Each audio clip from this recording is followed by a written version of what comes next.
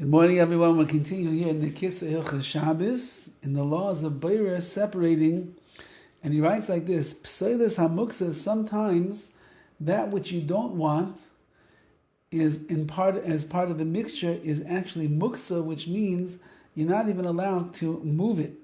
Meaning everything else that we've been speaking about up until this point is if you have a bowl of raisins and almonds, and you only want the almonds and not the raisins are not muksa.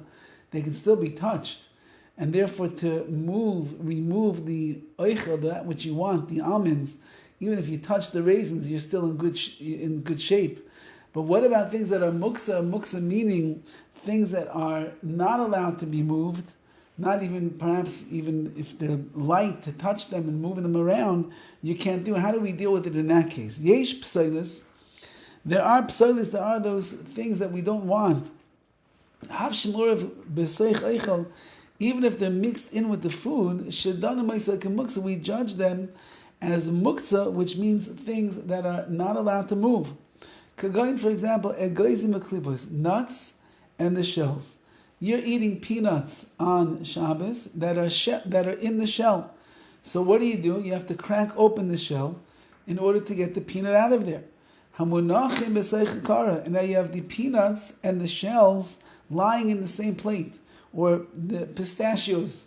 You want to eat the pistachio from the shell? The shell has become muktzah because it has no use, has no purpose on Shabbos anymore. Kashem meruba is kol kach. If you have a lot of shells, shekvar rambu ala ichlin, maybe there's even more shells than there is the nuts. Therefore, kevan shem muktzah, since that the shells are muktzah, you have to be very careful when you remove the oichel, when you remove the nuts from the plate that you want to eat.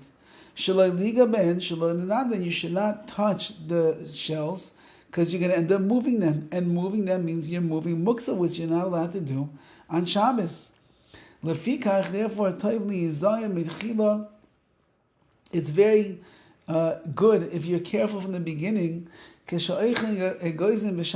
you are eating these pistachios or these peanuts on Shabbos, right out of the shell, to be careful. Don't return the shells to the plate that you are putting the nuts on, because now you're going to end up getting a problem. You have nuts and you have shells on the same plate. You have a lot of shells piling up. It's going to be hard to always pick out the nuts from the shells, and at the end of the day, you're going to end up moving the shells, which is moving muktzah, which is an issa, which is a prohibition on Shabbos. You don't want to have too many psolis, too much of what you don't want, the shells, more than the eichel and the nuts.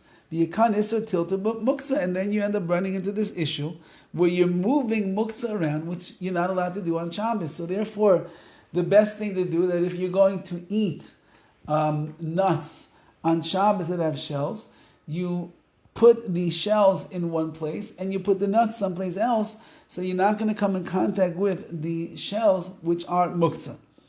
Next halacha over here, boirer b'shar devarim, boirer in other things. Kvar kasavna, we have already written, shigam b'kelim shayich boirer, even when it comes to kelim, vessels and utensils, boirer separating is also an issue.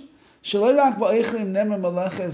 not only by food products that we say is there an issa, a prohibition of bayrer. In other things as well, there is a problem of separating what you want or what you don't want from what you want. Kagoyin, for example, klei suda, your utensils that you use for eating, your forks and your knives and your spoons, as we'll have to see. What if they're all in a pile? Or you have certain cups that you want to use and certain cups you don't want to use. Or plates, so on and so forth. Begadim, clothing. Even clothing can be an issue of separating what you don't want from what you want. Svarim ukadayma, svarim, books. Yeah, you have a large pile of books sitting on your desk, and you want the one that's smack in the middle. How do you get to the one that's in the middle? Shebikulam noigim isser bayr. In all of these cases, as we are going to see, we have to be careful about the isser, the prohibition of bayr, and the rest of this chapter over here is basically going to be spent on dealing with these different types of cases, how we are going to recognize the Isser of Bayrer, and Bez Hashem to avoid it. All the best.